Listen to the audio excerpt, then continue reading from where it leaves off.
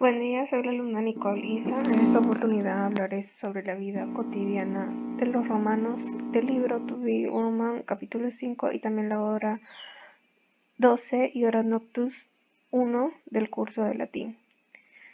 El capítulo nos empieza explicando sobre el diseño de la domo, que significa casa, de los romanos, en donde tenían un espacio reservado para recibir invitados, el cual, de acuerdo a la clase social, estos varían desde ser muy lujosos para intimidar o impresionar al visitante, y por otro lado, en las viviendas humildes esta área se conocía como apartar a los extraños del espacio privado de la familia. Ese espacio era conocido como triclinium, el cual era un comedor usado de manera pública o privada. El diseño consistía de 3 grandes divanes en forma de U alrededor de una mesa pequeña. Las mujeres en la época republicana se sentaban en las sillas y estas estaban presentes durante la cena. Cada sofá de izquierda a derecha mirando hacia la habitación tenía un nombre: Imus bajo, Medius medio y Simus más alto.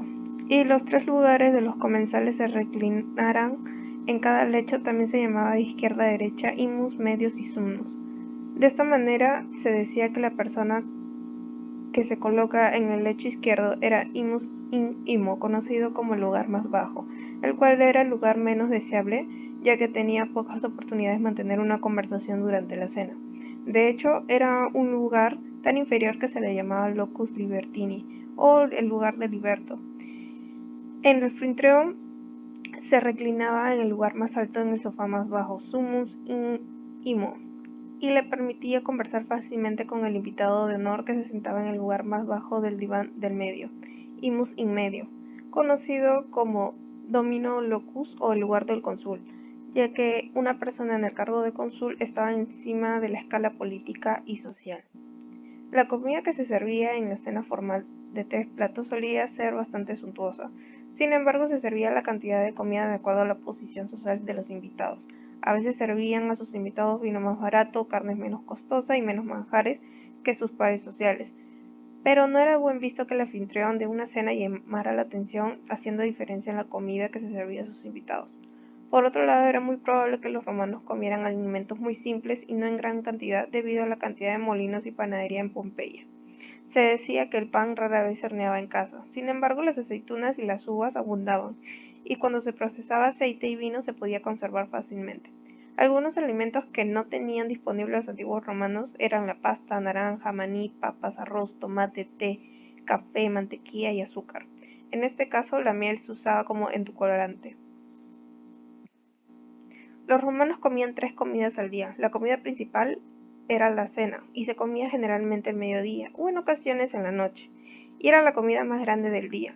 Las otras 2 comidas eran ligeras. El desayuno se llamaba ientaculum, y consistía en pan, tal vez bien suavizado o adornado con sal, garum, aceitunas, queso, también leche o mulsum, que era una bebida que constaba de partes iguales de vino y miel. Si la segunda comida ligera se tomaba al mediodía, se llamaba prandium, y si se consumía en la noche, se llamaba vesperinum. La prenda básica de los romanos era la túnica simple, una túnica de mangas cortas o sin mangas hasta los tobillos, tejida con lana o fibras gruesas, como lino o lino barato. La túnica se podía usar de varias maneras. Por lo general se ceñía y se abrochaba en la cintura hasta la rodilla para los hombres. El material adicional en la cintura se puede doblar para forma de una práctica bolsa de transporte.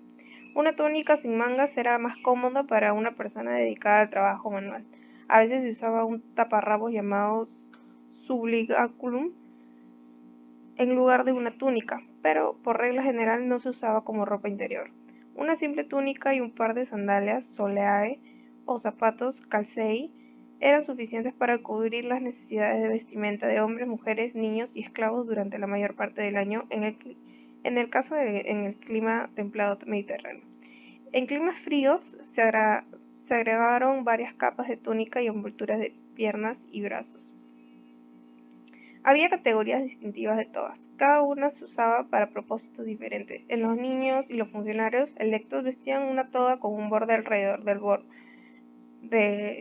llamada toga praetexta, Simbólicamente, el borde protegía a la persona que vestía este tipo de toga. Los funcionarios que salvaguardaban el Estado y los niños, que eran propensos a una muerte prematura por enfermedades infantiles, necesitaban la protección que estas fronteras simbolizaban. Cuando un niño varón alcanzaba la mayoría de edad, la ceremonia incluía la dedicación de su toga pratexta de la infancia y celebración de uso por primera vez la toga de hombre, toga virilis, también llamada toga ciudadano, toga civilis o toga civili. La toga sencilla, toga pura. Esta era una toga blanca y sencilla. Cuando un ciudadano se postulaba para un cargo público, vestía una toga blanqueada artificialmente llamada toga candidada. La blancura de su toga lo marcó como un candidato a un cargo. Las mujeres, por otro lado, como usaban los hombres romanos, no usaban ropa interior como la conocemos. Algunas mujeres, sin embargo, usaban una tela enrollada alrededor del pecho como apoyo. La túnica servía como prenda interior o en agua que se usaba debajo de la estola. Un vestido se abría por los costados y se sujetaba en los hombros con broches o alfileres llamados peroné. La estola estaba ceñida a la cintura por encima del cinturón y extendía hasta cubrir los tobillos. La prenda más externa de una mujer romana era una paya, un chal grande envuelto con una toga y usado solo fuera de la casa. Las posibilidades de variedad de telas, colores y acentos de joyería eran abundantes, al igual que la variedad de peinados de las mujeres. El cabello de una mujer solía ser largo, se usaba de forma sencilla y pegada al cuero cabelludo, o se rizaba o trenzaba en tiras estrechas y se envolvía elaboradamente en remolinos y moños. A menudo la parte delantera de la cabeza estaba llena de rizos. En lo que es en el higiene del hogar, solo los hogares más ricos tenían acceso privado al agua corriente. Pero en la Roma urbana nadie estaba nunca lejos de una fuente pública. Un abundante suministro de agua segura y limpia se canalizó en la ciudad a través de numerosos acueductos o llamados acueductos. Los romanos que vivían en casa estilo atrio podían recolectar el agua de lluvia canalizada desde el techo hacia las grandes recipientes llamados cisternas, como se ve en la segunda figura. Esta agua no era segura para beber, pero estaba bien para lavar y limpiar. Muy pocas casas tenían baños interiores con conexión directa al sistema de alcantarillado. Los desechos humanos se recolectaban de los orinales y se vaciaban, generalmente por esclavos, en los desagües de aguas residuales en la calle. Los habitantes de los apartamentos eran conocidos por arrojar el contenido de los orinales desde sus ventanas o balcones directamente en la calle. Esto quiere decir que si un simple paseo podría ser peligroso para un peatón distraído. En el caso de la calefacción, los romanos usaban hordes de carbón, ya que para ellos eso era suficiente. En el caso de los dormitorios romanos, llamados cubícula, eran extremadamente pequeños. Se usaban únicamente para dormir y estaban escasamente amueblados. A los romanos no les gustaba especialmente aislarse del resto de la familia durante el día y sentían poca necesidad del tipo de privacidad que muchas personas modernas anhelan. Dado que la iluminación artificial no era práctica para la mayoría de las actividades, los romanos hacían poco en la noche excepto dormir. Dormían en el mismo tipo de sofá que se usaba para comer y sentarse durante el día. Ahora vamos a hablar sobre la hora 12, que es nos cuenta una historia de una sacerdotisa que se prepara para el sacrificio para la diosa Isis. En este relato se puede ver sobre la preparación de la comida, en el cual constaba de un cocinero que le ayudaba a la sacerdotisa para el banquete, en el cual sus invitados eran judíos. Acá se puede hablar un poquito de los alimentos que se hablaban, por ejemplo, la carne de cerdo, ya que el cocinero estaba preparando ubres de cerda. En este caso, la sacerdotisa no comía lo que es la carne de cerdo y no entendía tampoco por qué muchos de los compatriotas lo hacían, ya que el cerdo se consideraba como un animal muy impuro, ya que era muy propenso a aparearse bajo la luna menguante, cuando las fuerzas de la vida disminuyen. Y asimismo también se decía que la leche proveniente del cerdo se llenaba de lepra y picores escabrosos. Otro de los alimentos que se mencionaba era del pescado.